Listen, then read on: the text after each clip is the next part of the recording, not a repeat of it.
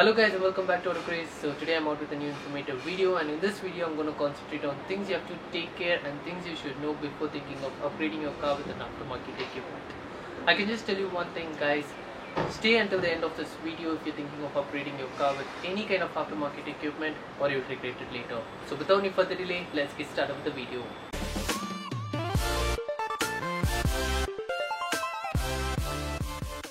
So guys, starting up with, in this video I shall be talking about audio upgrades as the most common upgrade to any car. I shall be sharing my personal experience so that you guys get a better understanding. So the Brezza which I'm sitting here is a 2016 Brezza and it has a stage 1 audio upgrade. I made a separate dedicated video for that, so you guys can click on the pop-up button right here and redirect yourself after watching this video. So on 2nd November, I took the delivery of this vehicle, and the very next day, 3rd November, I headed up to JC Road in order to install an amplifier and a subwoofer, which was a huge mistake which I made. I just went to a random shop, believed the words of the random person out there in the shop, and installed an amplifier and a subwoofer. So the amplifier which I installed was this pathetic 2-channel amplifier. I don't want to show you guys the name, but it's a very well-renowned Chinese brand in this kind of market, such as JC Road in Bangalore and Karol Bagh in Delhi. So the common thing which is seen on these kind of amplifiers is this V12 number and a huge number of RMS output which they claim. In this particular amplifier, it has claimed 4800 watts RMS. I have never seen a 2-channel amplifier which is giving 4800 watts of RMS output. So basically this was the amplifier which I installed, and luckily I chose an Alpine sub, which was a good choice by me. They recommended me a Sony Explode, but I went with the Alpine sub. So the wiring and the line output converter, everything was chosen by them and it was installed, and the installation was done in a matter of 45 minutes. I came back home and it was almost dark, and I turned off the car. The car turned off, but the system did not turn off. As you guys know, a ZDI Plus has a touchscreen smart play system, and the system refused to turn off and the car refused to lock. This was the very next day of taking delivery of a brand new car, and I just started shivering and panicking. Then I took it to Maruti Suzuki showroom, and before taking it to Maruti Suzuki showroom, I called up the accessory guys, and he told that I did everything correctly, sir. It's nothing wrong on his part. I believed him and I took it to Maruti Suzuki showroom. They rectified it and they told me not to go to these aftermarket installers. They might screw up and my warranty might go void. Luckily they did not cut my warranty. They rectified the problem and they installed this amplifier with a subwoofer. Everything went well for around 2 years, and after 2 years the amp and the subwoofer stopped working. I was confused. I opened the bonnet and I saw the wires short. Luckily, I removed the complete wiring, or else the vehicle would have caught on fire. Now maybe the story was boring for you guys, but this was a huge panicking situation for me, and if I would have been a bit more careless, the vehicle would have caught on fire. So now I shall be dropping down pictures of the previously installed wirings and how the wirings were left dangling right next to the amplifier, and in fact the wirings were taken right behind the smart play infotainment system. They stripped the wires, the factory wires, and they installed their wires and just taped it. Luckily nothing happened. Now why I'm sharing this story with you guys is because I went through a very panicking and a chaos situation, and luckily I'm out of it safe. Now I don't want you guys to do the same mistake. Now choosing an amplifier such as this is a big no, and how do you know which is the right amplifier to choose is always research a bit on the internet on the amplifiers which you go. I would recommend you guys to go with a branded amplifier, and please stay away from all these Chinese amplifiers. I know these Chinese amplifiers are cheap and it tempts you to go towards it, but it's better to save up more cash and go with a better one which has a longer life. Now how to find out the right amplifier? For example, this is a Brazzo monoblock amplifier, and this amplifier comes up with a certificate with Brazzo. Though the box tells that it has a 500 RMS of output, the certificate tells that it has around 318 watts of RMS. I'm sure you guys cannot see because of the camera glare, but anyways, it's 318 watts of RMS, and if you test the amplifier, yes, it has 318 watts of RMS. Now you guys get an idea of how to choose the right amplifier, because it's better to research, and I would highly recommend you guys to go with a good brand amplifier so that you stay safe and you stay away from all this kind of trouble. So the reason why I shared this story as well as my experience with you guys is because I want you guys to stay out from this type of chaos, as I went through a lot of trouble and tension during this process. So the first part of this video is choosing your right installer. Now how do you find the right installer? Every city has hundreds of installers in audiofield, but it's very difficult to pick the right one. The thing which is going to help you here is Google. Go search for audio installers in Google and see the one which has the honest reviews and the highest number of rating. There are a handful of installers in every city and I'm sure of it. Now, the second part to find out how your installer is genuine is, if your installer is a person who only uses a screwdriver and an electrical tape, then please stay away from those kind of installers. It's very important to use these kind of tools in order to remove your panels, because these screwdrivers tend to leave marks.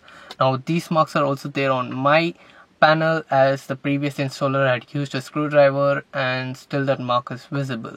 So it's very important for an installer to use these kind of panel clippers. I don't know what exactly they call this, but in order to remove your panels they have to use these kind of tools. Yes, every installer will be using electrical tape to safeguard the wires from shorting, but if an installer is using an electrical tape to bond the wires, then stay away from those kind of installers, as you need to use zip tags in order to bond the wires. The third aspect of how to choose your installer is, if your installer is highly recommending you and pushing you towards any Chinese products, then it's better you stay away from those kind of installer, because I have extremely bad experience with Chinese products, as I just explained to you guys. Now coming to the second part of this video, choosing the right audio equipment. Now choosing the right audio equipment might be a tiring process as well as a very confusing process. The two things which are going to help you here is Google and YouTube. It's better to do a basic research on the equipments which you've heard of and the equipments which you're thinking of installing. Do a basic research, collect a good amount of information from it. Then reach out to your audio installer based on the reviews on Google and talk to him. If an audio installer is trying to push a lot of Chinese products towards you, stay away from them, as they are mainly towards profit oriented. How to choose the right audio installer, how to find the right audio installer, is to see the pictures of their previous install and how the wiring is done and how the audio equipments are done, and those customer reviews. As well as a true audio installer is a person who first listens to your hearing preferences and your preferences of audio and then suggests you the right equipment. So guys, now coming to the third and the most important part of audio upgrade. I personally feel that this is the foundation of an audio upgrade, that is none other than wiring. If you choose a very bad quality wiring, or if you even choose a cheap wiring, or in fact even a Chinese or an unbranded wiring, or even if the wiring is not installed in the right manner, then take my word guys, your audio upgrade is gone for a toss. In order to give you guys a clear picture of how a wiring should be done, I'll first pop open the bonnet of this car and show you guys the battery compartment, then take you guys inside the cabin and show you the speaker wires as well as the amplifier and subwoofer wirings and how the wiring should run and how well it should be tied together. So let's get started. So guys, this is the battery compartment of this Brezza, and please excuse me for the dirt because this engine bay has not been detailed for a long time. Now this is the positive terminal of the battery and this is the negative terminal of the battery. Now this is a cover which protects the positive terminal of the battery and keeps it watertight. Now as you guys can see, it's been zip tied because even after installing this wiring, there was a small modification which had to be done for this cover and zip tied so that it's watertight even after installing this amplifier wiring. Now let me remove the camera from the tripod and give you guys a closer view. So now taking a closer look, these are the two wirings which go for both the amplifiers which have been installed in this vehicle. It's 7 Vega 4 gauge wiring, so there are two wires which run from the positive terminal which goes inside the cabin. Both the wires have a separate fuse holder in order to protect the wiring. Now how to choose the brand of wiring which you have to go for. I would recommend you guys few brands which you can blindly trust and install in your vehicle. 7 Vega, Focal, Brazzo, Acoustica, Stinger, Mojo. So these are well-renowned brands in their power cable wiring which you can blindly trust and install in your vehicle. Now this wiring goes inside the cabin and there's a small hole in the rubber garment right behind this diesel filter and it's taken right inside the cabin. Now this is completely watertight and as you guys can see, even the wiring is being wrapped with a protector, or you can call it as a weather protector. It's a plastic protector kind of thing which protects the wire from getting cut or from water. As you guys can see, each and every joints have been zip tied so that the wire as well as the fuse holder does not move from its place and it stays safe. So now let's move inside the cabin and see how the wires are taken inside. So now let's move inside the cabin and take a closer look of the wiring. So I removed this skid plate with the help of these tools so that I don't scratch the skid plate, so I can give you guys a clear view of how the wires are ran. Now before giving you guys a clear picture of that, I would like to give you guys a small piece of information.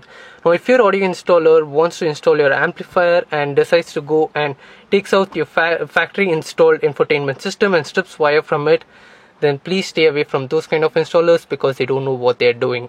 I'll be dropping down an image now to show what my previous audio installer did, and I had to give it to Evo in order to rectify it. So if you have a factory fitted infotainment system from the company, then the audio installer should take the wire from the speakers, because taking the wires from this might harm your system and void your warranty.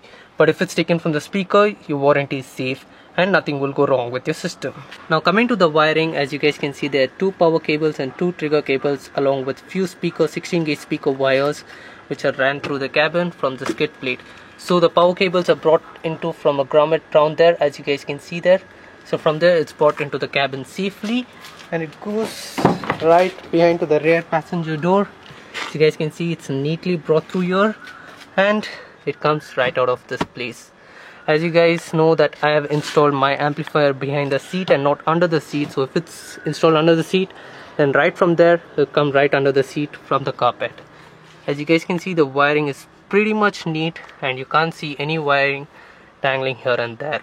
As you guys can see, there's some tape around these wires to prevent from the copper coming in contact with any kind of metal and shorting. So it's safe to apply electrical tape. So this is how a professional install should be done. So guys, these were the 3 important things which you have to know before getting an audio upgrade done. Hope this video was pretty much informative. By doing these 3 steps and following these 3 steps, yes, there might be a bit more extra charges for your installation, but you will completely remain tension free and not go into a huge chaos which I went through with the first installer. So thanks for watching guys. If you like this video, please consider hitting that like button. Do subscribe to my channel. Stay tuned, stay notified. More interesting videos coming up. And if you have any queries or suggestions, just comment down in the comment section and I'll make sure to reply to it. See you guys in the next video.